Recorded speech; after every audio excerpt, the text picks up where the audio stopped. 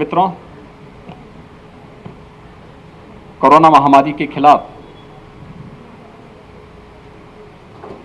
पूरे देश के अंदर आदरणीय प्रधानमंत्री जी के नेतृत्व में और उनके मार्गदर्शन में पूरी मजबूती के साथ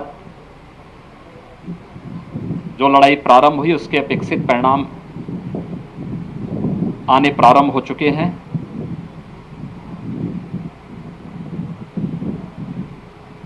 एक समय ये लगता था कि वास्तव में कोरोना महामारी एक बड़ी आबादी को अपनी चपेट में ले लेगी।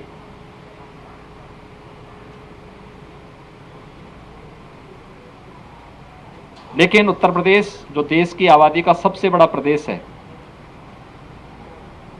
और इस पूरी लड़ाई में जिसकी एक अहम जिम्मेदारी भी थी और भूमिका भी है, हम लोगों ने ट्रेस, टेस्ट एंड ट्रीट के इस मंत्र को अंगीकार किया और उसके अनुरूप तेजी के साथ निगरानी समिति को और मोहल्ला समितियों को गांव-गांव और मोहल्लों में भेज करके स्क्रीनिंग की कार्रवाई, मेडिसिन वितरण की कार्रवाई, होम आइसोलेट या क्वारंटीन या हॉस्पिटल कहां उनको जाना है इसकी तैयारी और टेस्टिंग की क्षमता को विकसित करना। उत्तर प्रदेश आज के दिन तक 4,67,00,000 से अधिक लोगों को प्रदेश के अंदर कोविड टेस्ट कर चुका है। इसके साथ ही प्रदेश ने टेस्ट की क्षमता को काफी विकसित किया। मुझे याद है जब फर्स्ट वेव आई थी और पहला मरीज कोविड का उत्तर प्रदेश के अंदर मिला था 2 अप्रैल 2020 को, तो हमारे पास टेस्ट करने की कोई क्षमता नहीं थी। तब हमने एनआईवी पुणे सैंपल भेजे थे। एक भी मरीज को भर्ती करने की व्यवस्था हमारे पास नहीं थी। हमने आगरा के जो कोविड पॉजिटिव पेशेंट आए थे उनको सफदरजंग हॉस्पिटल दिल्ली हमें भेजना पड़ा था।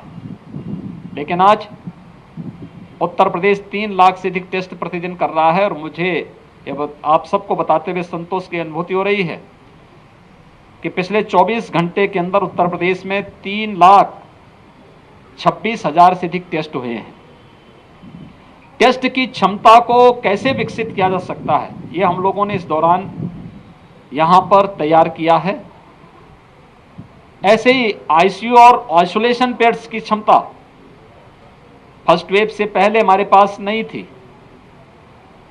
हमारे 36 जनपद ऐसे थे जहां एक भी वेंटिलेटर नहीं था, लेकिन भारत सरकार के सहयोग से आज हर जनपद में वेंटिलेटर हैं, एचएफएनसी हैं, ऑक्सीजन युक्त बेड्स हैं और हमने फर्स्ट वेव में लेवल 1, लेवल 2, लेवल 3 के बेड्स पर्याप्त मात्रा में बढ़ाए।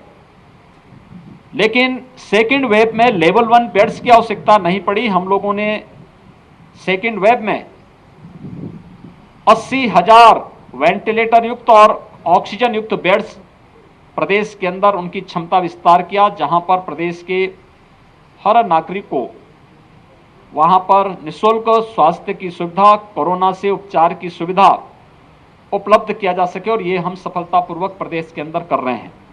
आज इसी का परिणाम है कि प्रदेश के अंदर लगातार पॉजिटिविटी कम हो रही है और रिकवरी बढ़ी है। पॉजिटिविटी की स्थिति है कि प्रदेश के अंदर जो एक बार लगभग 17% तक पहुंच चुका था, आज वह घट करके 2 के आसपास आ चुका है। हमारे यहां जो एक्टिव केस 30 अप्रैल को 3,10,000 तक पहुंचे थे और एक दिन में सर्वाधिक केस आए थे वह 24 अप्रैल को 38,000 से अधिक, आज वह घट करके प्रदेश में यानी न्यूनतम स्तर तक लाने में हमें सफलता प्राप्त हो रही है। एक्टिव केस प्रदेश के अंदर अब 3,10,000 से घट करके मात्र 76,000 पे रह गए हैं और एक दिन में आने वाले पॉजिटिव केस जो 38,000 से अधिक आए थे अब वो 3,900 तक सीमित हो चुके हैं। लगातार इसमें गिरावट है, लेकिन इसके लिए बृहद अभियान चलाना पड़ा। अर्ली एंड एग्रेसिव कैंपेन प्रदेश के अंदर गांव-गांव में, कस्बे-कस्बे में स्वच्छता, सैनिटाइजेशन, फॉगिंग के साथ साथ ट्रेस, टेस्ट एंड ट्रीट के इस कार्यक्रम को हम लोगों ने मजबूती के साथ आगे बढ़ाया। आज उसके अपेक्षित परिणाम हमारे सामने हैं। फर्स्ट वेव की तुलना में सेकेंड वेव में संक्रमण अत्यधिक होने के नाते ऑक्सीजन की क्राइसिस एक समय होती हुई दिखाई दी। मैं धन्यवाद दूंगा अपने सभी जनप्रतिनिधियों को जिन्होंने तत्काल अपनी निधि का उपयोग करते हुए हर एक जनपद में, डिस्ट्रिक्ट हॉस्पिटल में, सामुदायिक स्वास्थ्य केंद्रों में ऑक्सीजन प्लांट के लिए अपनी निधि का उपयोग किया और आने वाले समय में उत्तर प्रदेश का हर जनपद ऑक्सीजन की दृष्टि से आत्मनिर्भर होगा। हर हॉस्पिटल में ऑक्सीजन प्लांट होंगे या ऑक्सीजन कंसंट्रेटर होंगे। ये कार्रवाई युद्ध स्तर पर चल रही है।